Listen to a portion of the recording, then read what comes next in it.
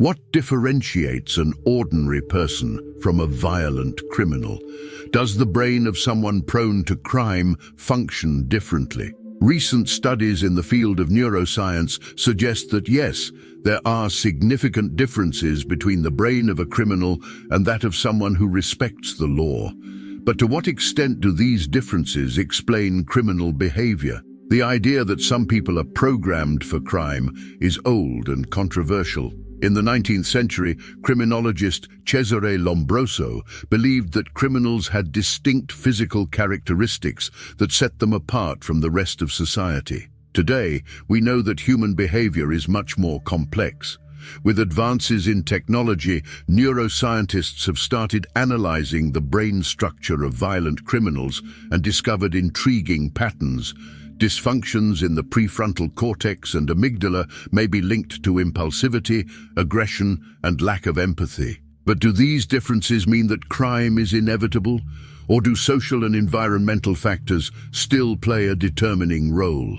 In this video, we will explore what science has already discovered about the criminal brain and understand whether some people are truly born with a greater predisposition to crime, or if it's all a matter of circumstances. Neuroscience has made surprising advances in understanding criminal behavior. Using neuroimaging techniques such as functional magnetic resonance imaging, fMRI, scientists have been able to map the differences between the brains of violent criminals and those of ordinary individuals. The findings point to a concerning pattern. Certain areas of the brain show dysfunctions that may be linked to impulsivity, lack of empathy, and extreme aggression. One of the main focuses of research is the prefrontal cortex, the region responsible for impulse control and rational decision-making. Studies show that individuals with a less active prefrontal cortex have a harder time inhibiting aggressive behaviors, making them more prone to act impulsively without considering the consequences. This has been observed in violent criminals and individuals with conduct disorders since childhood. Another crucial point is the amygdala, a brain structure associated with emotions and empathy. People with a smaller or hypoactive amygdala tend to feel less fear and remorse, traits commonly found in repeat offenders. Neuroscientist Adrian Raine, one of the leading experts in the field, conducted studies revealing that psychopaths often show abnormalities in the amygdala, making them less sensitive to the suffering of others. Real-life cases reinforce these findings. One of the most famous is that of Phineas Gage, a 19th-century railroad worker who suffered a severe injury to his prefrontal cortex after an accident. Before that, he was considered a balanced man, but after the injury, he began to exhibit impulsive and aggressive behavior. This suggests that brain damage can indeed alter personality and increase the predisposition to antisocial behaviors. But if crime has neurological roots, to what extent is it a choice?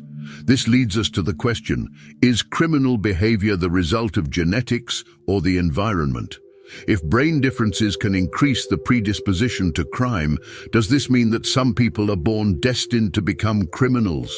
Or does the environment in which they grow up play a more determining role? This is one of the most debated questions in criminology and neuroscience. Genetics undoubtedly influences human behavior. Research on the MAO-A gene, known as the warrior gene, indicates that certain genetic variations may be associated with a higher risk of impulsive and aggressive behavior. Studies show that individuals with a specific version of this gene have a lower ability to regulate neurotransmitters like serotonin and dopamine, which can lead to exaggerated reactions to negative stimuli. However, genetics alone doesn't explain everything. The environment plays a fundamental role in activating or suppressing these genetic predispositions.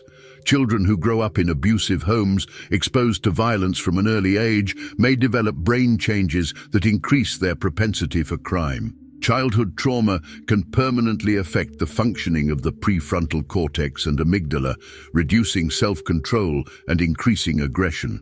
One of the most impressive experiments in this area analyzed criminals who grew up in violent environments and compared their brains with those of individuals who had the same genetic profile but were raised in stable homes. The result was clear.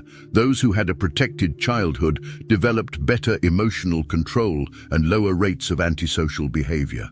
This interaction between biology and social context is crucial to understanding criminal behavior. But is there really a criminal brain? Or do these neurological differences merely increase the risk without determining an inevitable fate? If crime can have biological and environmental roots, is there such a thing as a criminal brain, a neurological pattern that determines who will follow the path of illegality? The answer from neuroscience is more complex than a simple yes or no. While there are structural and functional differences in the brains of violent criminals, these differences do not mean that a person is doomed to crime. Neuroimaging studies show that many criminals have abnormalities in the prefrontal cortex, the region responsible for self-control and moral decision-making. People with a less active prefrontal cortex tend to be more impulsive and less likely to consider the consequences of their actions. Additionally, as we've seen, the amygdala, responsible for empathy and emotional regulation, may also show dysfunctions in individuals with a history of violent crimes. However, what makes this issue even more intriguing is that not all people with these characteristics become criminals. There are individuals with similar brain alterations who have never committed a crime. This suggests that factors like education, social environment, and life experiences play a crucial role in how these predispositions manifest. A famous example is that of neuroscientist James Fallon, who, while studying the brains of psychopaths, discovered that his own brain showed the same characteristics found in violent criminals. The difference? He grew up in a stable environment without severe trauma or exposure to violence, which prevented him from developing criminal behavior. Therefore, instead of thinking of the criminal brain as something fixed and deterministic, it is more accurate to speak of a high-risk brain, one that may or may not result in antisocial behavior, depending on the context and external influences. But if the brain can influence crime, to what extent can a person be held accountable for their actions? Neuroscience raises a troubling ethical question. Is a criminal with a dysfunctional brain truly guilty? If genetic predispositions and brain dysfunctions can increase the risk of criminal behavior, what interventions can be made to reduce crime? The good news is that while biology plays a role, science also points to solutions that go beyond nature. The key to reducing crime lies largely in education and social conditions, areas in which intervention can significantly alter behavior. One of the most effective strategies is emotional and social education from childhood. Programs that teach children to recognize and manage their emotions have shown positive results. By focusing on developing self-control and promoting empathy, these initiatives help reduce impulsive and violent behavior. Studies show that early interventions, such as cognitive behavioral therapy, can help prevent crime, particularly among youth with a history of emotional and behavioral difficulties. Additionally, investing in public policies that combat social inequality and promote inclusion is also essential. Many criminals come from environments of extreme deprivation, where access to quality education and employment opportunities is limited. Creating a fairer and more equal society can help minimize the conditions that favor crime.